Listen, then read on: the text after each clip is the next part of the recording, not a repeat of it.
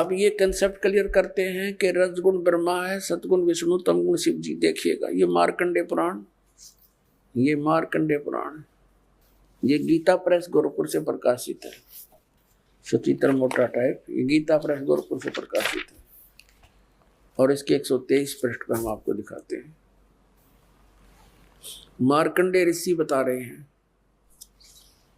मार्कंडेय ऋषि, यहां से मार्कंडेय ऋषि का ये वचन चल रहा है और यहां आ जाते हैं हम 123 पृष्ठ पे।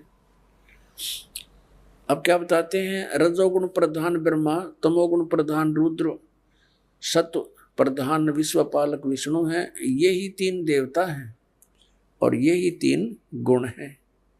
स्पष्ट हो गया। रजगुण ब्रह्मा, सतगुण विष्णु, तमगुण शिव जी, यही तीनों देवता हैं और यही तीन गुण, तीनों देवता कहो या तीन गुण कहो, एक बात है। और कति कंसेप्ट क्लियर करते हैं। देवी भागवत के अंदर संस्कृत भी साथ है।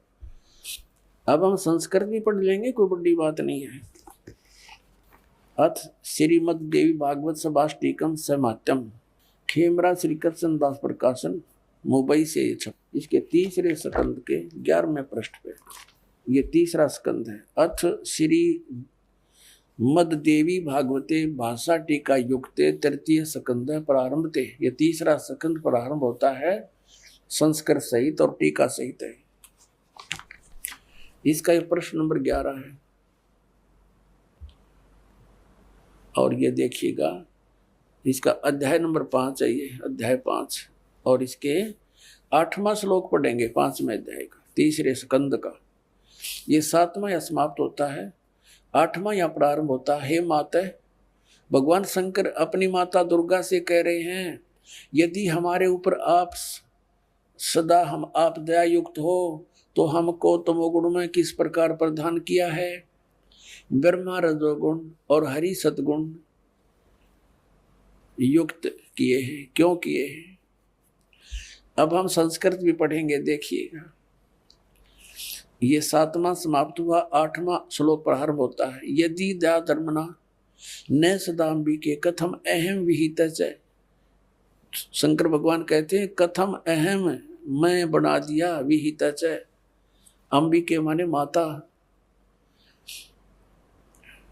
तमोगुण है, मैं तमोगुण क्यों बना दिया। कमल जय, कमल से उत्पन्न होने वाले ब्रह्मा को रजोगुण संभाव है, रजोगुण क्यों उत्पन्न कर दिया। और सुहित है क्यों सतोगुण हरि, और सतोगुण विष्णु जी को सतोगुण क्यों बना दिया।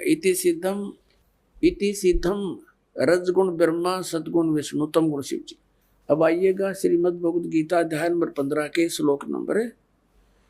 अब एक तो हमने पढ़ लिया, समझ भी लिया, ऊपर को जड़ वाला, ऊर्ध्व मूलम अधः शाखम, ऊर्ध्व मूलम अधः शाखम।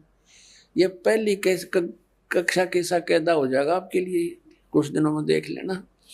ऊर्ध्व माने ऊपर ने, मूल है जड़ है, समझो। ऊपर को मूल वाला, नीचे को शाखा वाला। ये संसार रूपी पीपल का एक अविनाशी वृक्ष कहा गया है। छंदासी यस्य प्रणानी, जिसके ये विभाग हैं, पत्ते आदि सब विभाग हैं। तम वेद, ये तम वेद, ये माने जो, तम माने उस अज्ञान अंधकार में छुपे हुए को जानता स वेदविद, वो तत्वदर्शी संत है। इन्होंने तड़ंगा अड़ा रखा है, आदि पुरुष परमेश्वर मूल वाले, ये तो यहाँ तक ठीक लिख दिया। ब्रह्मा रूप मुख्य शाखा वाले, इनकी बुद्धि उड़े घसड़े थी, उल्टी सुल्टी। और फिर कहे संसार रूपी पीपल के वृक्ष को अविनाशी कहते हैं, वेद जिसके पत्ते कहेंगे।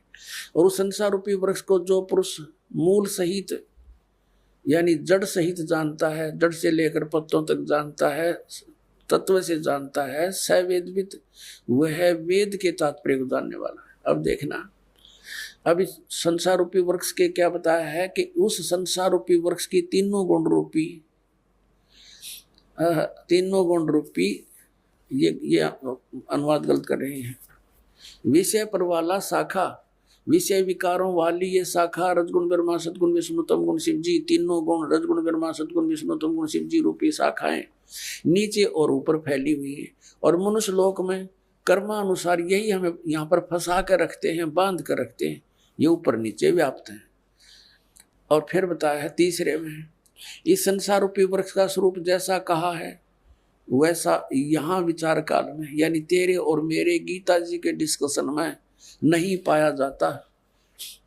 मैं नहीं बता पाऊंगा तुझे इसका आदि और अंत, मुझे ज्ञान नहीं और न इसकी अच्छी प्रकार कोई स्थिति है। इसलिए इस सुविरुद्ध मूलम यानी अति दृढ़ मूल वाले, क्योंकि वो परमात्मा का जो ऊपर का क्षेत्र और भगवान वो तो अविनाशी है, अब पे अति दृढ़ है। और संसार रूपी पीपल के वृक्ष को दृढ़ इन्होंने क्या कहा, असंख्य शस्त्रेण छित्वा, इसका अर्थ बनता है वैराग्य रूप शस्त्र द्वारा नहीं, तत्व ज्ञान रूपी शस्त्र द्वारा काट कर, यानी उस तत्व ज्ञान रूपी तत्व ज्ञान से समझ कर उसके पश्चात, ये चौथा श्लोक यहाँ अनुवाद है इसका, उसके पश्चात परम पद रूप परमेश्वर को भली भांति खोजना चाहिए, जिसमें गए हुए पुरुष फिर लौटकर संसार में नहीं आते, और जिस परमेश्वर से इस पुरातन संसार वृक्ष की प्रवृत्ति विस्तार को प्राप्त हुई है, उसी आदि पुरुष नारायण के मैं शरण हूं, इस प्रकार दृढ़ निश्चय करके उस परमेश्वर का मनन और निधि ध्यान करना चाहिए। परपदे माने उसकी पूजा करनी चाहिए, निधि ध्यान नहीं, परपदे माने पूजा। अब यहाँ क्या हो गया इसका अर्थ, इसका सीधा सा अर्थ हो गया गीता ज्ञानदाता अपने से अन्य किसी समर्थ परमात्मा की शरण में जाने को कहता है और उसकी पूजा कर और सब बातें त्याग दे, यानी अपनी पूजा को भी मना करता, केवल उसी की पूजा कर जिसने संसार रूपी वृक्ष की रचना की है, जिससे संसार रूपी वृक्ष की प्रवृत्ति विस्तार को प्राप्त हुई है। इससे सिद्ध हो गया कि गीता ज्ञान दाता तो स्वयं कह रहा मैं नाशवान हूं, तो उस नाशवान की भक्ति करके वो उस स्थान को कैसे प्राप्त कर सकता जहां जाने के बाद फिर लौटकर संसार में नहीं आते। तो इससे सिद्ध हो गया कि गीता ज्ञान दाता से कोई अन्य परमात्मा है और उसकी साधना करने से ही ये जन्म और मृत्यु का दीर्घ रोग कटेगा, और जब तक जन्म और मृत्यु का रोग नहीं कटेगा तो हम सुखी नहीं हो सकते, मोक्ष हमारा मोक्ष नहीं हो सकता। हम यहाँ बंधन में बंधे हुए कर्मों के बंधन से, और सतलोक में जाने के बाद हमारे ऊपर किसी प्रकार का कोई दबाव नहीं।